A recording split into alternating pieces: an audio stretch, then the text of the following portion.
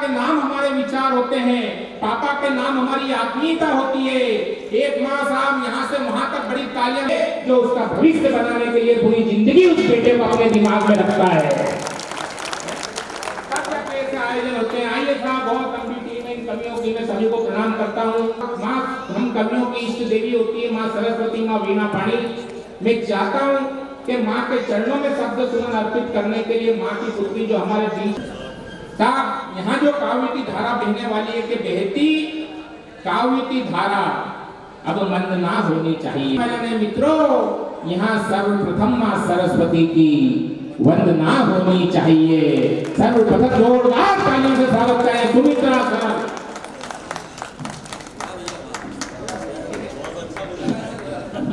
एक बार सुमित्रा सरल के सम्मान में जोरदार ताली ठोक दीजिए, क्योंकि माँ की वंदना में तालियां कमजोर थी, कमजोर तालियां नहीं। अगर दिवाली के बाद में आई एक और दिवाली, जो बेटी चाय कप लाती थी वो वर्ल्ड कप लाई, जो बेटी चाय भारत माता के साहब हमारे लिए गौरव के क्षण होते हैं। हमने बड़ी दिवाली मनाई, छोटी दिवाली बनाई जब हमारी बेटी इस प्रकार का काम करती है। लेकिन आइए साहब, सारी बातें अपने क्रम पे होती रहेगी। एक आज से कवि सम्मेलन का शीर्षक एक शाम पापा के नाम, ये शीर्षक देने वाले एक ऐसा गीत लिखने वाले कवि हमारे बीच में भाई मनोज दुबे जी फिल्मी गीतकार उपस्थित हैं।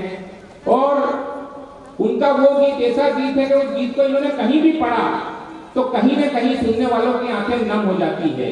और आज की शाम पापा के नाम इस कवि सम्मेलन का नाम है। हम चाहते हैं कि इस कवि सम्मेलन की शुरुआत भी भाई मनोज दुबे जी से हो। मैं 4 पंक्ति मनोज दुबे जी के लिए हमारे बीच में हमारे जिला पंचायत देवान शेख से दिया था आपका लेट होने के लिए। जैसे सबसे पहले हमने डाउन पेमेंट किया और बाद में किस्तें आ रही है। आइए, लेकिन प्रणाम करता हूँ आपकी उपस्थिति को। और मैं हमारे कौशल भैया भाभी जी आपको समर्पित करता हूँ एक शाम पापा के नाम 2 मुक्तक। और भाई मनोज उन्हें आपके बीच में सौंपता हूँ कि बना के रहनुमा वो रहे गुजर नहीं आते, बना के रहनुमा वो रहे गुजर नहीं आते।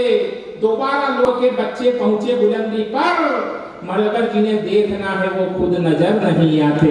मैं चाहता हूँ कि अपने इन्होंने गीत लिखा बहुत याद आती है, पापा तुम्हारी मैं लिखूंगा बहुत याद आती थी, आती है अतिथि तुम्हारी।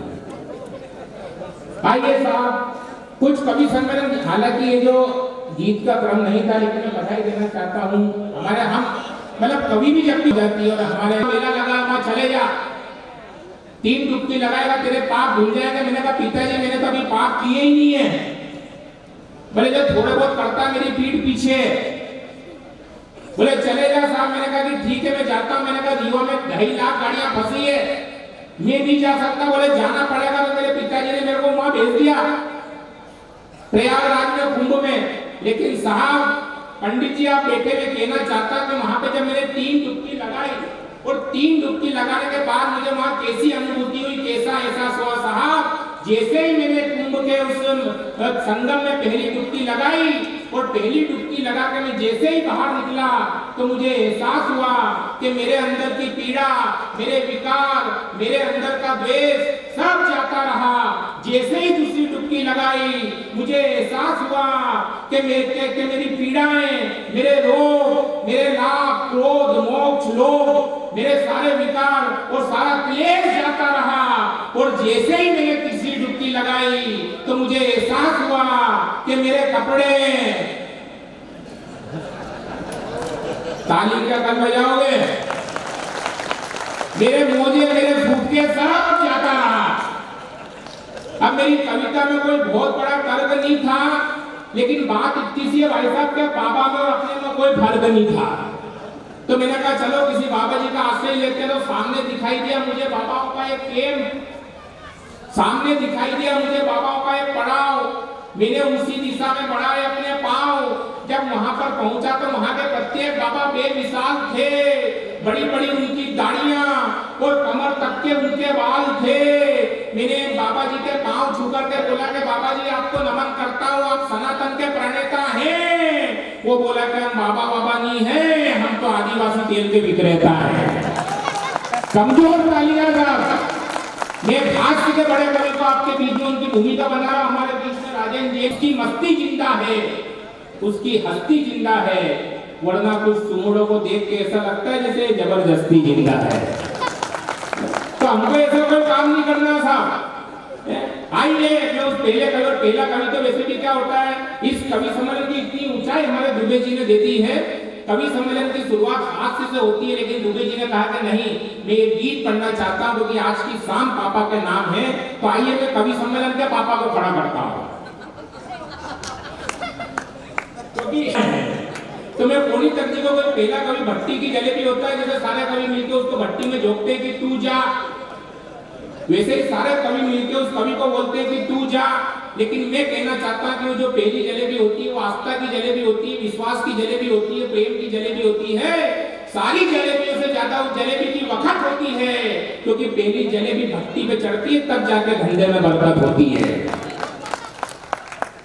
आइए कौशल भैया, प्रणाम करता हूं। बहुत भावुक हो गए थे। मैं तो समझा था कि आप 4 अतिथि छोड़ने गए तो 4 लेके भी आएंगे। आइए मैं पहले कवि राजेंद्र पुनीत जी को आपके बीच में आमंत्रित करूं, उसके बजाय आपकी जोरदार तालियां इस मंच पर आमंत्रित हो। बोले क्या नाक था के नागिन थी? मैंने कहा डीएनए रिपोर्ट भेजी, अरविंद को हॉस्पिटल में आएगी तो तेरी में जले रे मेरा गोरा बदन। तो बाहर झाड़ू लगाते लगाते वो शुरू हो गई, धीरे धीरे बोल कोई सुनना ले कोई। ये हालत हो गई। क्या गीत आते थे आजकल के 1 लाख रुपए मिलता है गीतकार को, सीला जवान हो गई। मतलब हमने अच्छे गीत सुनना ही बंद कर दिया। जब दूल्हे राजा घोड़ी पे बैठते थे, तोरण मारने जाते थे, इसने बनाया रे भूतनी के भाई काली कुछ नहीं। तो आप में अगर हिम्मत हो तो आप सुनाओ और बुलाओ किसी को। आपसे प्रश्न पूछता हूँ, जब हमारे घर में बेटी की विदाई होती है और बेटी की विदाई पे बॉलीवुड वो बॉलीवुड है कि आज भी एक ऐसा गीत है हम जब सुनते हैं, गीत सुनते तो हमारी आंखें नम हो जाती है। आप जानते हो गीत कौन सा था? याद आए ससुराल में इतना प्यार मिले, ये गीत लिखता था बॉलीवुड। और अभी हमारे यहाँ मानी होगा सबका बुरा हाल, इधर दुल्हन विदा ने उधर गीत चालू कि गाड़ी वाला आया घर से कचरा निकाल। तो क्या था अर्थ नहीं पता। हमने बॉलीवुड का पूरी तरीके से बहिष्कार। देवरी वालों, अगर अगली टिप्पणी आपके हृदय पटल पर अंकित हो जाए तो मैं चाहता हूं कि हाथों में हवा को लहराकर, हवा में हाथों को लहराकर आप मुझे आशीर्वाद दे देना कि पुष्पराज झुके न झुके, ये कुलदीप रंगीला झुकेगा, ये है।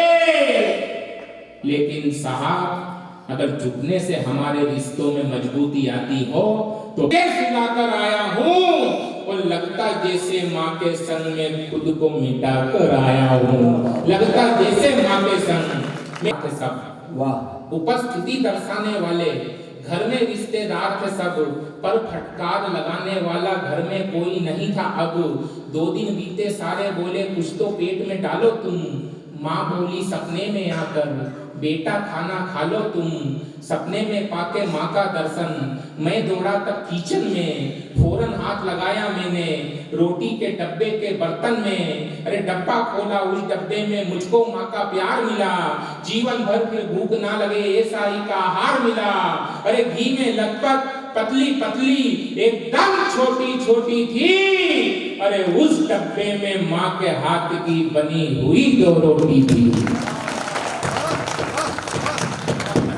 उस डब्बे में माँ के हाथ की कि उस डब्बे में माँ के हाथ की बनी हुई 2 रोटी थी। अरे उस रोटी के साथ न सब्जी, ना चटनी ना भाजी थी। अरे उस रोटी के साथ न सब्जी, ना चटनी ना भाजी थी। अरे रोटी 2 दिन पहले की थी। मैं इस कवि सम्मेलन के शिखर कलश को आप तक पहुंचाना चाहता हूं। मैं कुछ भी उनके बारे में कहूंगा तो इन 4 पंक्तियों के माध्यम से आमंत्रित करता हूं दादा देवकृष्ण राज जी को कि मुखड़ा मयूर हुआ, नूर भरपूर हुआ, ये चमक हमें खनिजों से नहीं मिली है। वाह! कि मुखड़ा मयूर हुआ, नूर भरपूर हुआ, ये चमक हमें खनिजों से नहीं मिली है। अरे पसीने के संग रक्त को बहाया तब पाई ये सुगंध हमें बगीचों से नहीं मिली है। और आंख दो हमारी, रोक के रखना तालियां, कि आंख दो हमारी स्वप्न को सजाती रात भर, आंख दो हमारी स्वप्न को सजाती रात में, कामयाबी हमें ताबीजों से नहीं मिली है। जोरदार तालियों से स्वागत